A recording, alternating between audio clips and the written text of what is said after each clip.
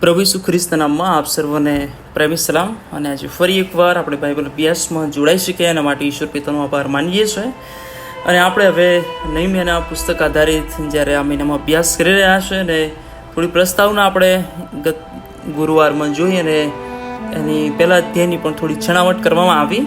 અને આજે બીજો, ત્રીજો અને ચોથો અધ્યાય પણ એની બહુ સંક્ષિપ્તમાં થોડી બાબતો આજે આપણે શીખવાના છીએ. અને હું આશા રાખું છું કે તમે ઘરે અભ્યાસ કરી રહ્યા છો, બાઇબલ વાંચી રહ્યા છો અને એ પ્રમાણે તૈયારી કરી રહ્યા છો અને ઘણું બધું તમને શીખવા અને જાણવા મળશે અને મળ્યું છે. અને આજે પણ ઈશ્વર આપણને કૃપા આપે અને આપણે એ વચન સમજતા પહેલાં ઈશ્વરની સહાય માગીએ. અમારા ત્રિએક ઈશ્વર, તમારી સહાય હંમેશા અમારી સાથે રહી અમે આભાર માનીએ છીએ. ફરી એકવાર આ વચનની તકને માટે આભાર માનીએ છીએ. અને અત્યારે પ્રભુ વચન સમજવાને માટે પવિત્ર આત્મદેવ સહાય કરો. અમારી નિર્બળતાઓને તમે તોડી નાખો, અમારા પાપોની ક્ષમા આપો. પ્રભુ ઈસુ ખ્રિસ્તના નામમાં માંગીએ છીએ, સાંભળો અને સ્વીકાર કરો. આમેન. નehemiah પુસ્તકમાં આપણે પહેલા અધ્યાયમાં પહેલી કલમમાં એવું આપણે જોયું કે ત્યાં આગળ હિબ્રુ જે કેલેન્ડર છે એ પ્રમાણે કે 20મા વર્ષના કિસ્લેવ માસમાં એ પ્રમાણે એક તારીખ લખવામાં આવી છે. અને બીજા અધ્યાયમાં એ જ પ્રમાણે લખવામાં આવ્યું છે કે રાજાને 20મે વર્ષે નિશાન માસમાં. એટલે અહીંયા આગળ તારીખો જે લખવામાં આવી છે એ પણ ઘણી બધી વખત સમજવી જરૂરી છે. કારણ કે શું થાય, જો તમે એ ના સમજો તો સીધું તમને એવું લાગે કે પહેલા અધ્યાય પૈતર, બીજો અધ્યાય આવ્યો ને ક્રમશઃ બધું ચાલે છે.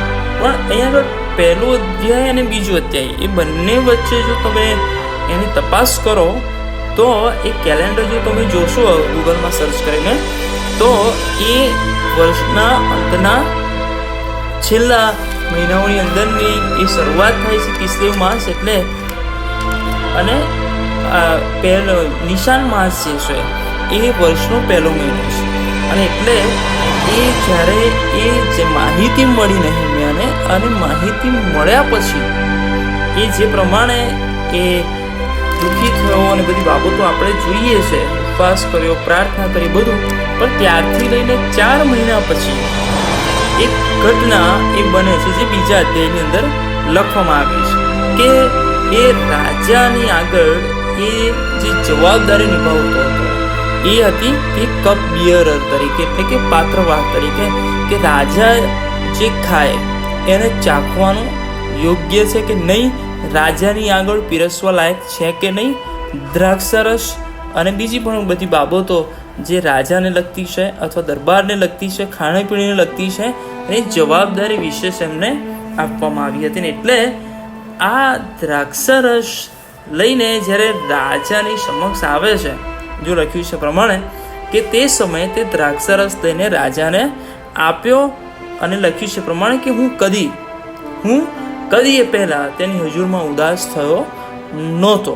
અને એટલે અહીંયા આગળ જે વાત લખી છે પ્રમાણે કે આટલા બધા સમયો વીતી ગયા છતાંય આ nehemiah આજે ફરી એક વખત જાણે બહુ મોટી ઉદાસીનતા એના ચહેરા પર જાણે દેખાતી હોય.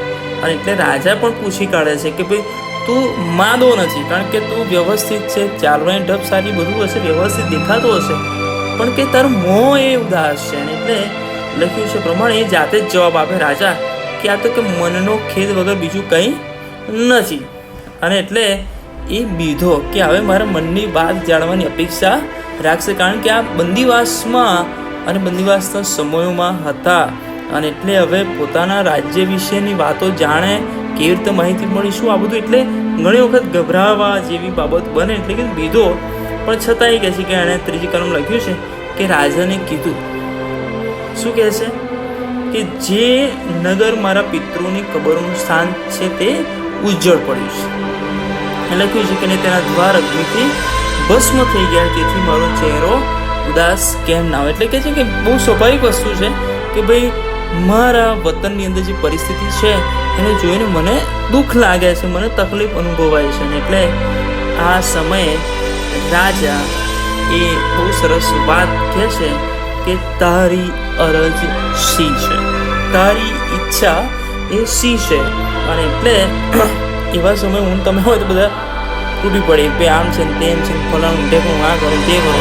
પણ અહીંયા આગળ બહુ શીખવા જેવી બાબત છે એ તો એ છે કે ત્યારે મેં એટલે કે નહીં મેં એવું કહે છે કે ત્યારે મેં આકાશના દેવની પ્રાર્થના કરી. ભલો આ બહુ મહત્વની બાબત છે. ઘણી બધી જગ્યાએ આપણે પોતે કંઈક બોલવાનું અથવા આપણું જ્ઞાન પ્રગટ કરવાનો પ્રયત્ન કરીએ છીએ, પણ જ્યારે તમે પૂછવાઓ, જ્યારે કોઈ એવી પરિસ્થિતિ આવે, કોઈ એવું સંકટ આવે અને જ્યાં છો, જે પરિસ્થિતિમાં છો, જે સમયે છો, તમે ઈશ્વરને કહો, પ્રભુ હું શું કહું, પ્રભુ હું શું પ્રત્યુત્તર આપું, પ્રભુ હું કેવી રીતે કરું, પ્રભુ આમાં મને રસ્તો બતાવો, પ્રભુ મને માર્ગ બતાવો, મને સૂઝ આપ, મને જ્ઞાન આપ, મને સમજ આપ, હિંમત આપ. પ્રભુ તમને એ જ સમય આપશે. આપણે તે વખતે ઈશ્વરને બાજુ મૂકીને પોતાની આવડતનો ઉપયોગ કરીએ નહીં. અહીં આગળ લખ્યું છે પ્રમાણે કે ઈશ્વરને અરજ કરી અને પછી ઈશ્વરને પ્રાર્થના કર્યા પછી કહે છે કે મેં રાજાને કહ્યું કે જો આપની મરજી હોય ને જો આપના સેવક પર આપની કૃપા દ્રષ્ટિ હોય તો યહૂદિયાના જે નગરમાં મારા પિતૃની કબરો છે ત્યાં મને મોકલો. જો એક છે ને બોજ હોય ને એ વ્યક્તિ એ જેના માટે બોજ હોય ને એના માટે એ તત્પરતા દર્શાવે અથવા એના માટે પોતે અંદર સામેલ થવાની અપેક્ષા રાખે, અને એટલે જે બોજ ધરાવે છે એ સામેલ થાય, જે બોજ નહીં ધરાવતો એ સામેલ ના થાય. એ બહારથી બધી વાતો કરે. એટલે આવા લોકોથી પણ સાવચેત રહેવું એ બહુ અઘરું સમજવા જેવી બાબત છે કે જે ખરેખર બોજ ધરાવે, ખરેખર કોઈ સારી વાતો કરે, બહુ જ્ઞાનની વાત કરે, બહુ સમજણપૂર્વકની વાતો કરે, દહી વાતો કરે, અથવા એ બહુ મોટી વાતો કરે, અથવા એના જેવો બીજો કોઈ નથી વાતો કરે, પણ જો એની અંદર સમાવેશનું નથી અથવા એની અંદર ઇન્વોલ્વમેન્ટ કરતો નથી તો એનાથી ચેતીને રહેવો. જો આ નહેમ્યા એને બોજ હતો, દુઃખ છે, લાગણી છે, પ્રાર્થના કરે, રાજાને આગળ તક મળી, બધું મળ્યું, તો એની અંદર એ પોતાની જાતની અંદર નાખે છે કે મને મોકલો, હું જાઉં, હું કંઈક કરું. એટલે લખ્યું છે પ્રમાણે કે મને મોકલો જેથી હું તે ફરીથી બાંધું. લખ્યું છે પ્રમાણે એ રાજા પૂછે પણ છે બહુ સ્વાભાવિક રીતે ભાઈ કેટલો વખત લાગશે ને ક્યારે તો પાછો આવશે. અને લખ્યું છે પ્રમાણે કે હું મુદત ઠરાવીને પછી એને જવા દીધો. પણ આ સમયે એ નહેમ્યાને જે તક મળી એનો એને પૂરો લાભ લીધો અને શું કીધું કે મારે પત્ર પણ જોઈએ છે અને સાથે કિલ્લાનો દરવાજોના પરોટે બનાવવા સારું પણ એ પરવાનગી, એ લાકડાની પણ પરવાનગી એ રાજા પાસે લે છે. હવે બધા પત્રો લઈને પૂરી તૈયારી સાથે જ્યારે હવે યરુશલેમ તરફ વળે છે ત્યારે ઘણા બધા ના ગમે, કારણ કે ઘણા બધા અમુક પરિસ્થિતિમાં રહેવાની માટે ટેવાયેલા હોય અથવા અમુક બાબતોમાં દુશ્મનો હોય, જે કંઈક નવું કરવા આવે તો એનાથી એ નાસીપાસ થાય. અને અહીંયા આગળ એ જે વ્યક્તિઓ છે એક હોરોની સાનબાલાટ અને અમ્મોની ચાકર ટોબિયા, આ બે જણા જે છે એને બહુ ખોટું લાગ્યું, કારણ કે આ તો રાજા તરફથી આવેલો એટલે એનું કશું એ ખોટું ના કરી શકે અને હવે એ સારું કરશે.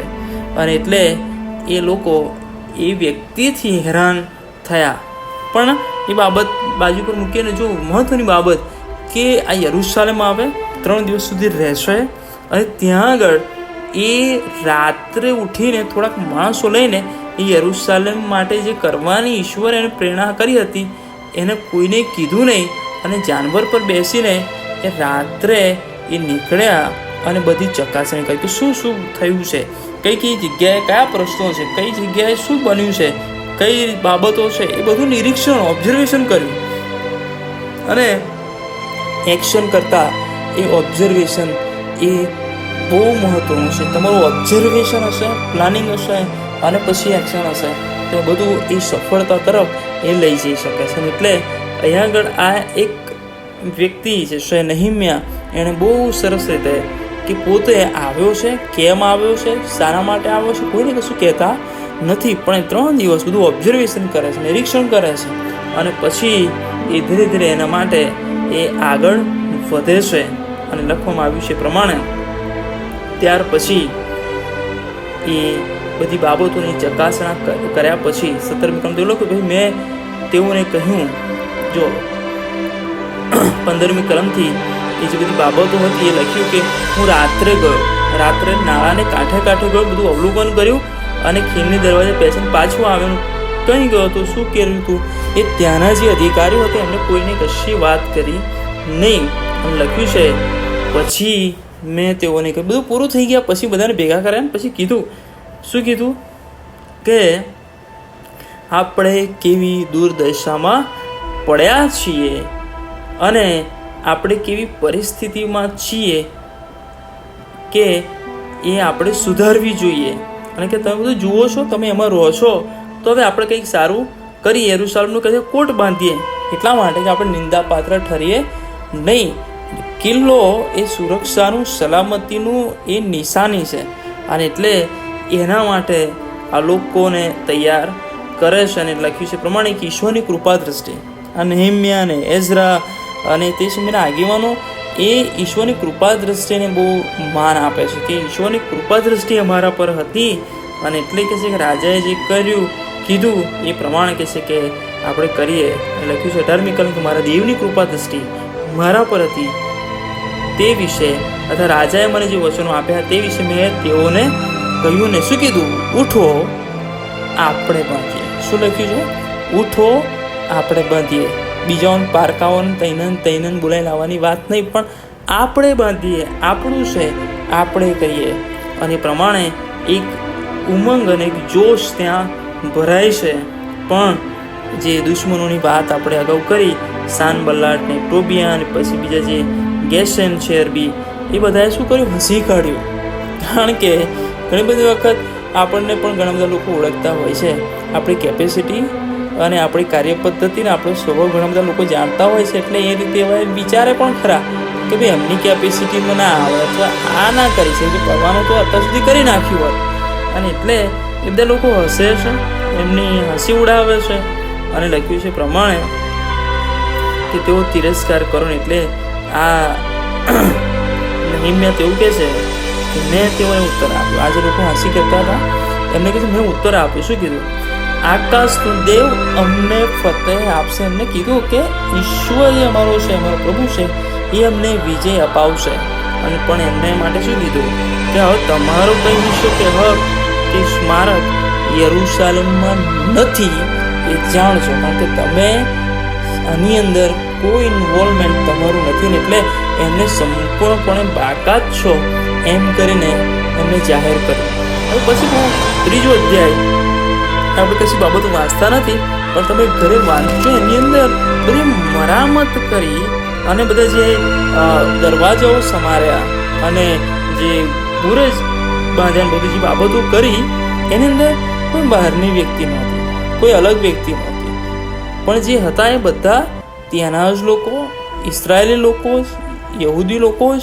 અને એમણે જ આ બધું કાર્ય એ પૂરું કર્યું. એમાં યાજકો આવી ગયા, સોની પણ આવી ગયા, સુથાર પણ આવી ગયા.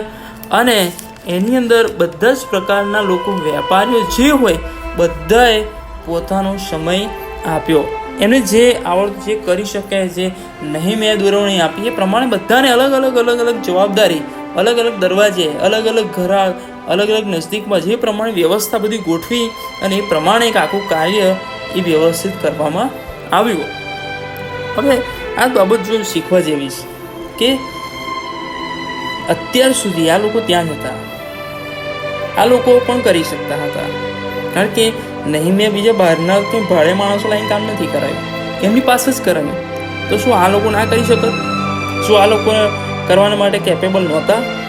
હતા, પણ ઘણી બધી વખત એવા નિંદા પાત્ર લોકોના લીધે, ઘણી બધી એવી તકલીફોને લીધે, ઘણી બધી એવી ખોટી માનસિકતાઓને લઈને ઘણી બધી વખત આપણે ઈશ્વરનું કાર્ય જે થઈ શકે છે ને એ આપણે કરી શકતા નથી. અને એટલા માટે આપણે યાદ રાખીએ કે કરી શકીએ છીએ. અને એટલા માટે ઘણી વખત આપણે કરી શકીએ છીએ ને એ બતાવવા માટે ઈશ્વરે પ્રભુના સેવકો મૂક્યા છે, પ્રભુના લોકો મૂક્યા છે. જેથી આપણને કહે આવો આપણે કરીએ, આવો આપણે બાંધીએ, આવો આપણે શરૂ કરીએ, આવો આપણે ઊભા થઈએ, આવો આપણે આગળ વધીએ. અને એટલા માટે વાળો આ નેહેમ્યાએ કશું શું વધારે કર્યું, એ જ એમને ઉત્તેજન આપ્યું, એમની સાથે રહ્યો, એમની અંદર સામેલ થયો. અને લખ્યું છે પ્રમાણે કે એ લોકોની સાથે રહીને એ લોકો દ્વારા એ કોટ અને એ દરવાજાઓ બધું બાંધવામાં આવ્યું. અને ત્રીજા અધ્યાયમાં. હવે આ જે દુશ્મનો છે એમણે તો હાંસી કરી હતી કે આ કેમનું કરવાના, પણ લખ્યું છે પ્રમાણે કે એમને બહુ ક્રોધ ચડ્યો, કારણ કે આ તો બાંધતા જતા હતા બાંધવાનું કામ પણ પૂરું થવા આવ્યું, બધી બાબતો હશે. ને લખ્યું છે કે અમે કોટ બાંધીએ છીએ. જ્યારે સાનબલાટે સાંભળ્યું ત્યારે ક્રોધાયમાન થયો, રોષ પણ ચડ્યો, અને લખ્યું છે કે એણે યહૂદીઓની હાંસી પણ કરી, અને જે શબ્દો વાપરા શું કરી જુઓ કે નિર્બળ યહૂદીઓ, કે અમને લડતાય ના આવડે, અમને શું કહેવાય બોલતાય ના આવડે, કશું નહીં, એવા નિર્બળ લોકો કહે છે કે છે. અને એવા શું કરી શકે? એવો કે પોતાના માટે કોટ બાંધવાના, એમને બધું આવડે અથવા કોટ બાંધી શકે? અને શું તેઓ યજ્ઞ કરવાના? કારણ કે અત્યાર સુધી એમણે જે નથી કર્યું શું હવે કરશે? એકદમ જ તૈયારીમાં થઈ જશે. અને લખ્યું છે પ્રમાણે શું એવો એક જ દિવસમાં પૂરું કરે, કારણ કે જે રીતે કામ કરતા હશે આ લોકો જોતા હતા કે કેવી રીતે કામ કરે, જાણે હમણાં જ બધું પતાવી દેવાનું હોય ને એ પ્રમાણે. પણ લખ્યું છે પ્રમાણે કે એમની નિંદા બહુ ભયંકર હતી. કીધું કે શું બળી ગયેલી ઇમારતોના કહે છે કે ધૂળ ઢેફાના ઢગલામાંથી તેઓ પાછા પથ્થર ઉપજાવવાના, શું પાછા એ કરી શકવાના, કારણ કે બધું નાશ પામ્યું છે અને એમાંથી હવે ફરીથી ઊભા થવાની જે પરિસ્થિતિ છે એ અઘરી છે. અને આપણો ટોબિયા જે હતો એ તો એ પ્રમાણે કહે છે કે તેઓ ભરણ બાંધે કહે છે, તેઓના પથ્થરના કોટ પર જો એક શિયાળવું ચડે તો પણ તે તૂટી પડશે કહે છે. અને એ પ્રમાણે એ શબ્દો વાપરે છે. અને તે સમયે આ શબ્દો બધા કંઈ દૂર શું ઘેર બેઠા નહીં, પણ આ લોકોની સામે આવીને બોલતા હોય, એમને સંભળાય એ રીતે બોલતા હોય નહીં. એટલે ઘણી બધી વખત ઘણા કેપેસિટી ના હોય લડવાની, આ તો ઘણી બધી વખત સામે આવીને બાજવાની તાકાત ના હોય, અથવા એમને ગમતું ના હોય, પણ શું એમણે અણગમો બતાવવા માટે શું કરે, ખૂણામાં ઊભા અવરા ફરીને ઊભા વાતો કરતા હોય. એમ આ લોકો પણ ત્યાં આગળ એમની વિરુદ્ધ આ બધી હાંસી કરે છે, બધા શબ્દો ઉચ્ચારે છે. પણ એ સમય નહેમ્યા સાંભળે છે, કારણ કે આ બધું સંભળાવવાનું હતું નહેમ્યાને જ. પેલામને તો ખબર છે આ બધા લોકો નાથી કશું ના થાય, કારણ કે કરવાનું તો અત્યારે શું કરે. પણ આ માણસ જો કેસીથી ભાગી નહીં પડે, નિરાશ નહીં થાય, દુઃખી નહીં થાય, અથવા એ માણસ એ હિંમત હારી જશે તો જ આ કામ બંધ થશે ને. એટલે હિંમત તોડી પાડવા માટે આ પ્રયત્નો કરે. પણ નહેમ્યા કોઈ માણસ પર, આ ઇસ્રાયેલીઓ પર અથવા ઇસ્રાયેલી પ્રજાની કાર્યદક્ષતા પર ભરોસો રાખીને શરૂ નહોતું કર્યું, ઈશ્વર પર ભરોસો રાખીને. એટલે ઈશ્વર જ હંમેશા રજ કરે છે. જો આવી પરિસ્થિતિમાં પણ 4th કલમમાં જો તમે વાંચો, લખ્યું છે હે અમારા દેવ સાંભળ, અમારો તિરસ્કાર કરવામાં આવે છે, તેઓ અમારી નિંદા કરે છે, તેનો તેમને તું બદલો આપ. તેઓ બંદીવાસમાં જાઓ ને તેમના ઘર બહાર લૂંટાઈ જાઓ, તેઓનો અન્યાય તું ઢકતો નહીં, તેઓનું પાપ તારી આગળથી પૂછીને નંખાવ, એમ કે તેઓ બાંધનારાઓની આગળ તને ચીજો છે. આ શબ્દો જે છે એને મેં ઉચ્ચારે છે કે આ બધા નિંદા કરે છે, મારી નહીં કરતા. કોની કરે છે? ઈશ્વરની કરે છે. રાજાનું રાજા પ્રભુના પ્રભુની કરે છે, કે જેણે આ કામ હાથ લીધું છે અને નહેમ્યાને પસંદ કર્યો છે. એટલે એ શું કહેવાય શ્રાપ પણ એમને આપે છે. અને લખ્યું છે 6th કલમમાં એ પ્રમાણે એમણે કોટ પણ બાંધ્યો અને શહેરને ફરતો આખો કોટ તેની અડધી ઊંચાઈ સુધી સાધી દીધો, કેમ કે લોકોને કામ કરવાનું મન હતું, જે જુસ્સો હતો, જે ઉત્સાહ હતો, ઈચ્છા હતી અત્યાર સુધી એ બધી આગળ દેખાય છે. અને એટલે એ આપણે ચોક્કસ સમજી શકીએ કે એમનો કોટાઈ બાંધવો હતો, એમને સલામતે રહેવું હતું, પુનઃસ્થાપિત થવું હતું, અને એમને આ જે બધી મરામત પણ કરવી હતી. મનમાં હતું, હૃદયમાં હતું, ઈચ્છા હતી, પણ આગેવાન નહોતો, ઉત્તેજન આપનાર કોઈ નહોતું, એમને દોરનાર કોઈ નહોતું. એટલે ઘણા બધા આવા લોકો પણ છે કે જેમની પાસે આપણે જવાની જરૂર છે, એમને આગેવાની, દોરવણી, ઉત્તેજન આપવાની જરૂર છે. બેઠા થવા જ માગે છે, પણ એમને હાથ પકડનાર કોઈને ત્યાં નહેમ્યાએ એ ઈશ્વરની દોરવણીથી હાથ પકડ્યો. અને લખ્યું છે કે લોકોનું મન હતું, અને એ પ્રમાણે એ કામ બહુ ઝડપી એ આગળ વધવા લાગ્યું. પણ આજે સાનબલાટ ને ટોબિયા ને બીજા જે અરબો ને અમોનીઓ ને આસ્તુદીઓ જે છે એ બધા લોકો એ અટક્યા નહીં. એમણે બધા પ્રયત્નો કર્યા પણ અટક્યા નહીં. અને એટલે હવે એમણે જે કાવતરા શરૂ કર્યા, હવે નહીમ્યાને તો હેરાન કરવાનો જે પ્રયત્ન હતા બધા થઈ ગયા, હવે પ્રજાઓને હેરાન નાસી ઉપવાસ કરવી પડે. જેવા કામ નહીં કરે તો બધું અટકી જશે. જો તમે વાંચો તો એમણે બધા ભેગા થયા, જે બધા દુશ્મનો હતા, અને લડવાની અને કામમાં ભંગાણ પાડવાની મસલત એમણે શરૂ કરી. અને લખ્યું છે પ્રમાણે જેટલી પેલા મસલત કરતા હતા, જેટલા પેલા કાવતરા કરતા હતા, એની સામે બરોબર 9મી કલમ જો તમે વાંચ લખ્યું છે, પણ અમે અમારા દેવની પ્રાર્થના કરી. જો સામે દુશ્મનો છે ને, તમારે લડવા જવાની જરૂર નથી. તમે પ્રાર્થના કરો, ઈશ્વર તમારા હકમાં લડશે, ઈશ્વર તમારા માટે વ્યવસ્થા કરશે. લખ્યું છે તમે અમારા દેવની પ્રાર્થના રાત દિવસ દેવની તપાસ રાખવાના અમે ખાલી ચોકીદારો મૂક્યા. અને એમના લોકોએ કહ્યું કે હેલકરીઓ થાકી ગયા છે અને કચરો તો હજી બહુ છે, માટે પોટ બાંધી શકતા નથી. ને અમારા શત્રુએ એમ કહ્યું કે અમે ધસારો કરીશું, મારી નાખીશું, કામ અટકાવીશું, અને એવા જાણશે અને તેમ દેખશે પણ નહીં. અને આ બધું બોલ્યા કરે. અને એ પ્રમાણે એમણે નાસીપાસ કરવાના પ્રયત્નો કર્યા. એમ લખ્યું છે પ્રમાણે 12મી કલમ એમને ભયભીત થયેલા જોઈને મેં અમીરોને, અમલદારોને તો બાકીના લોકોને કહ્યું કે તમારે બીવું નહીં, મોટા અને ભયાવહ યહોવાનું સ્મરણ કરો, અને તમારા ભાઈઓ, પુત્રો, પુત્રીઓ, સ્ત્રીઓ તથા તમારા ઘરોને સારું લડો.